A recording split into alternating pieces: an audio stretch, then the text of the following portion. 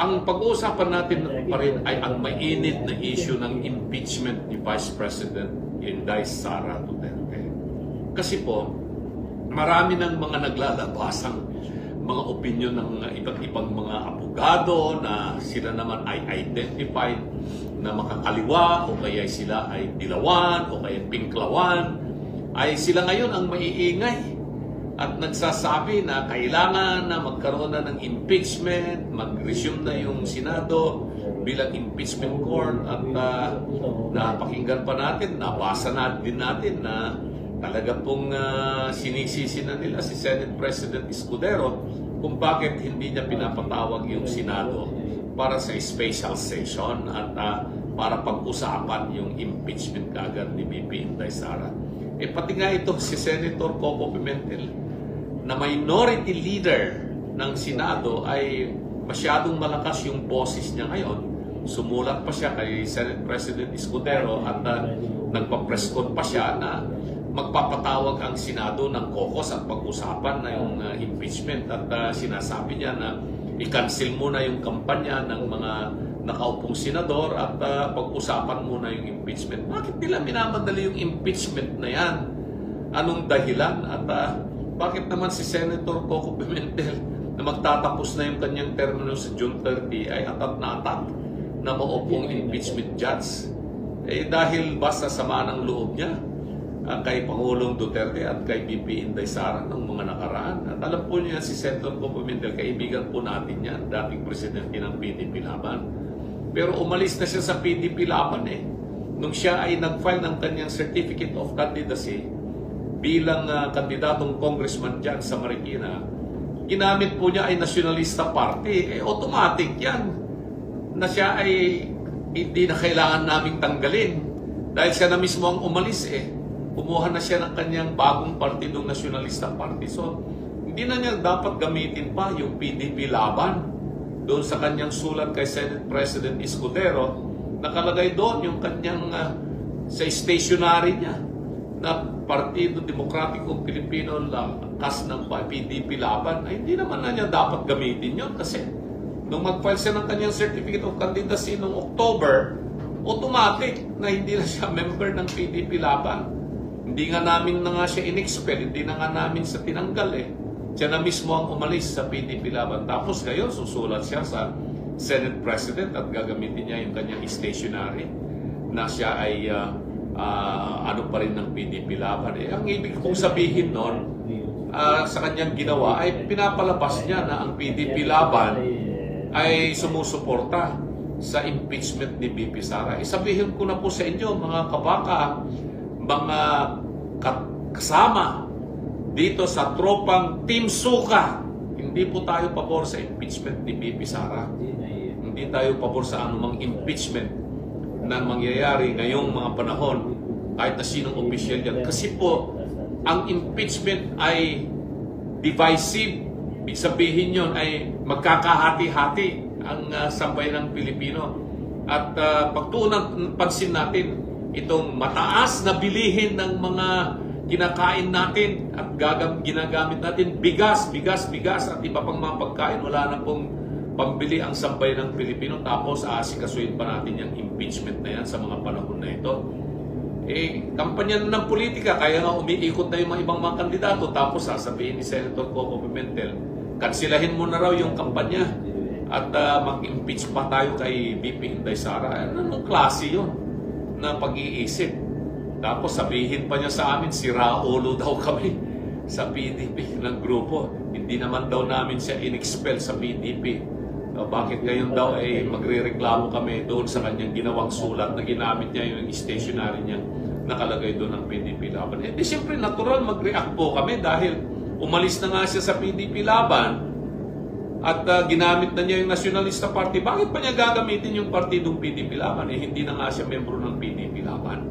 Maliwanag po yan, hindi na namin kailangan umakto pa na siya ay tanggalin ng membro ng PDP. Ang gagawin na lamang po namin sa PDP Laban ay burahin na lamang po namin yung kanyang pangalan sa listahan ng mga membro.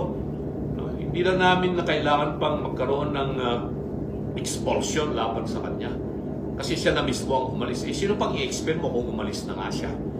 Pero ang ating mga kababayan, dami na, mahigit 200, 300 nandito sa TikTok na nanonood po sa atin. Maraming salamat po sa inyo. At dito naman po sa Facebook, lalong dumami.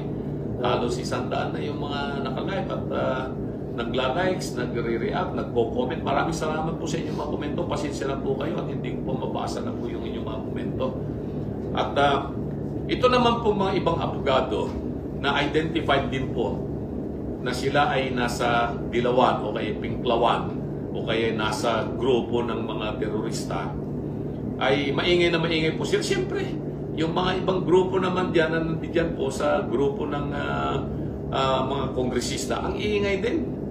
At pinagpipilitan na yung kanilang interpretation ng salitang shall forthwith, immediately daw at kaagad-agad mag-resume na yung impeachment ng Senado. Yung shall forthwith, hindi naman ang ibig sabihin literally ay immediately. Ibig sabihin niyan there is a reasonable delay. Or kasi nagkaroon na nga ng legislative calendar yung Senado bago pa naisampa yung mga impeachment, pinagbutuhan na yan ng dalawang Kamara, Representante at Kamara ng Senado, na ito yung kanilang legislative calendar sa 19th Congress. Lalo on the 3rd regular session, kasi 3rd regular session na ito ng 19th Congress, patapos na sila sa June 30. Tapos, isinampa ng Kamara yung impeachment, ni-refer nila doon sa Senado noong February 5, last day of session ng Kongreso. At nag-adjourn na nga for a recess hanggang June 2. Bakit nila ipagpipilitan kung anong opinion yung mga pinapalabas nila na pwede naman magpatawag ng Senate President na ganito, kasi separate yung impeachment court sa legislative function ng Senado. Tama yun. Impeachment is a non-legislative function of the Senate. But the impeachment court cannot be created unless the Senate as a legislative body is in session. Mag-session muna yung Senado bilang isang legislative body, tapos doon sa agenda ay sa kanila itatayo yung impeachment court at i-approve nila yung kanilang impeachment rules. Yan ang procedure. Kung hindi po nagsesession ang Senado at ang Kongreso, ay wala pong pwedeng mag-create ng impeachment court, kasi ang mag-create ng impeachment court ay yung Senado mismo. Transform nila yung kanilang mga sarili itong mga senador from being legislator to become what? Magiging sila senator judges ng impeachment court. At yung impeachment court ay iba doon sa Senado. So ngayon, dahil naka-recess, paano tatawagin yung special session? Maliwanag yan sa provision po ng ating saligang batas.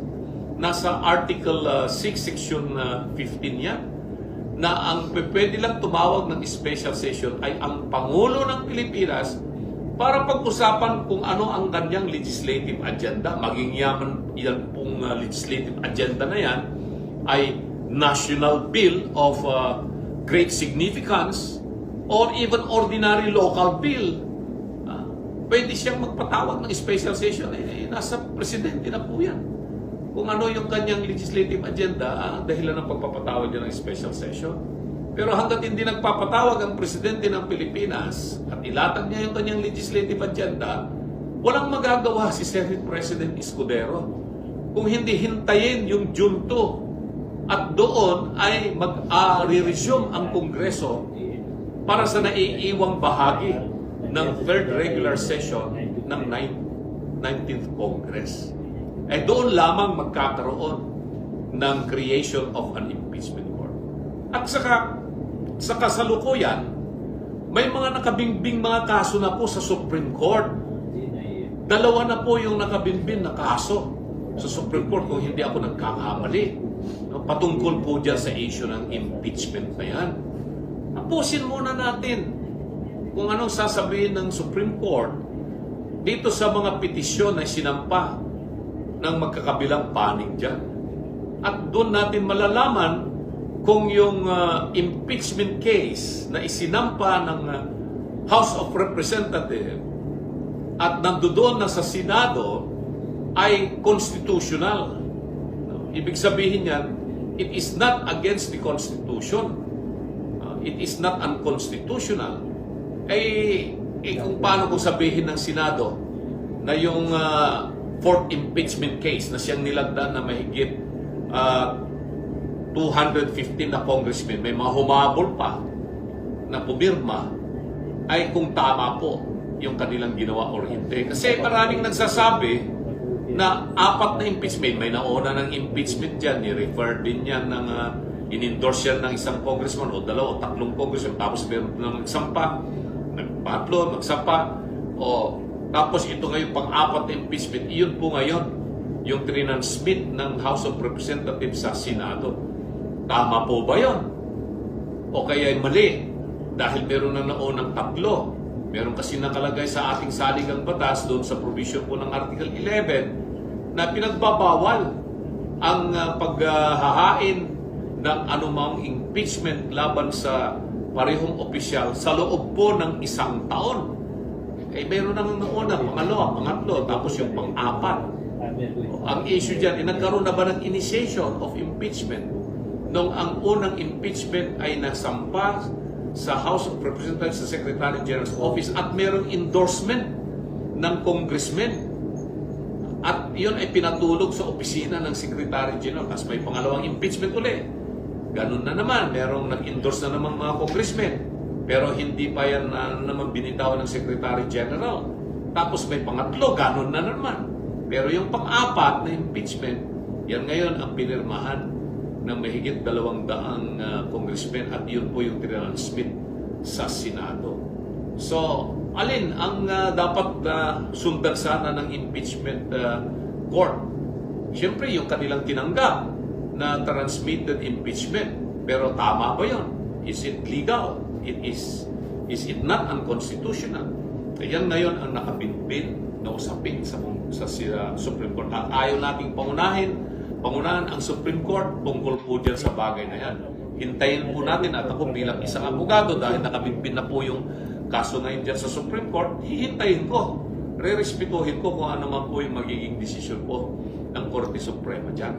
At yung isang kaso naman ay ang gustong gawin ay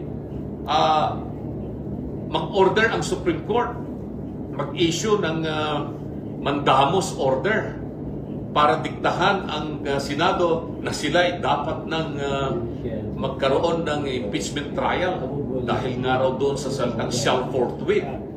Ay nako, hindi naman po pwede yung ganon.